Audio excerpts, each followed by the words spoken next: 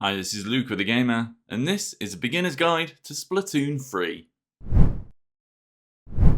With Splatoon 3 being the third installment in the series, it can be pretty daunting to take the plunge as a newcomer, especially considering the game's main draw is its online matchmaking component. Fortunately, Splatoon 3 has many ways to familiarise yourself with its systems and mechanics, allowing you to get comfortable before jumping online. However, learning the game's systems and mechanics is only half the battle, as there are many things you ought to know that will help you out dramatically in the early goings. Whether you're a newcomer to the series or need a nudge in the right direction, this video will hopefully get you from dipping your toe in the ink to diving into it confidently.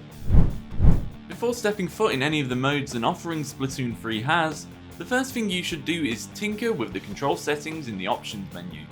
The default controls will be set to motion control, which can throw many newcomers to the series off. While many will argue that using motion controls is the best way to play the game, we recommend going with what makes you comfortable. Furthermore, if you have a pro controller like me for example, you may find that disabling motion controls is the better route for you, as you can adjust your sensitivity settings to make it feel more in line with a traditional third-person shooter. However, Splatoon 3 was very much built to take full advantage of motion controls, so we don't suggest ruling it out altogether and recommend giving it a fair shot before passing on it. Both have pros and cons, so finding what makes you feel comfortable is priority number one. Just keep in mind that if you want to use motion controls, you will have to put in a bit of time and effort to get used to it if you don't often use this feature in other games. It will take time, but the payoff could be worth it once you get the hang of it.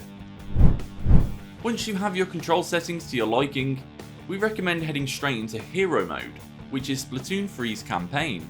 Here you'll be able to break into your control settings and fine-tune them even more, and more importantly, you'll be able to familiarise yourself with the game's systems and mechanics. Hero Mode will teach you everything you need to know about traversing the map, managing your ink, and even about sub and special weapons. Furthermore, as mentioned above, this will be an excellent way to get used to the game's feelings without the pressure of having to perform well in a match. Once you feel you have a decent grasp on the game, then you can hop into online to put what you've learned to the test. Once you start playing the online side of Splatoon 3 and reach level 2, you'll gain access to the Ammonite shop where you can purchase all of your weapons. Whether you own the weapon or not, you can hover over each weapon in the game and press the Y button to take it for a spin. Here you can test out not only the main weapon, but its sub and special weapons as well. This is particularly useful for many reasons. It allows you to see which weapon type fits you and your playstyle best, and allows you to try out a weapon before you commit to purchasing it with one of your valuable Sheldon licenses. Furthermore, this will give you something to look forward to if you find a weapon you really enjoy that's not obtainable until a much later level. Having something to actively work towards can make matchmaking even more enjoyable and worthwhile for some. Stages are just as crucial to familiarise yourself with as your controls, weapons and the game's systems. There are 12 stages in total in Splatoon 3, and you should try to take a look at all of them to get a general grasp of their layout to prepare yourself for whenever they pop up in the rotation. While this may seem like a chore, it will save you the hassle of not knowing where to go or what you can and cannot ink, which can potentially lead to you having a poor time in the match. So if you want to explore stages, head to the square in the central hub and speak with the Recon Guide staff. Once here, you can select a game mode alongside whichever stage you want to explore. Simply select any of the stages and load it up. The benefit here is you'll be by yourself, giving you ample time to check the stage's layout, look for advantageous spots and routes, or find out the water is apparently a hazard for squid kids.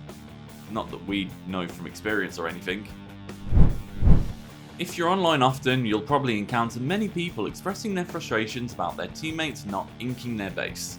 And to avoid you coming on the receiving end of that, let us explain why inking your base is crucial to your success in the Turf War mode. Because before you reach level 10, the only mode you can actually play is Turf War, where the objective is to ink more of the map than your opponent. Here lies the problem. If you're not inking your base, you're leaving points on the table and you can straight up lose the match if the opposing team properly ink their base. Now, we recommend not spending the entire time inking your base as soon as the match begins, but make sure to do it every time you get splatted and respawned.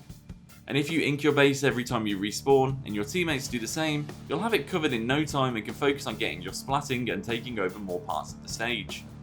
It's also worth noting that while inking walls is beneficial for reaching higher elevations or quickly reaching other areas, it doesn't count to your overall score in Turf War, so when you're in your base, you should mainly focus on covering the floors as the walls are relatively useless here. Lastly, we have the in-game map, which can be pulled up at any time via the X button. What makes the map an essential part of the game is how much information you can gather from it with a quick glance, allowing you to shift your playstyle accordingly, because the map will show you the following information: the stage's ink ratio, who's alive on your team and the enemy team, who got splattered and where, and everyone's loadouts. As you can see, the map gives you a ton of information and makes it easy to digest and comprehend.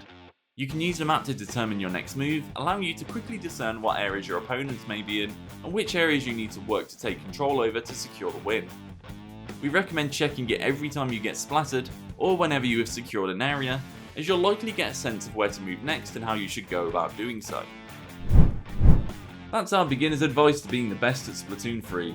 We hope this guide helps you out, and check out thegamer.com for more.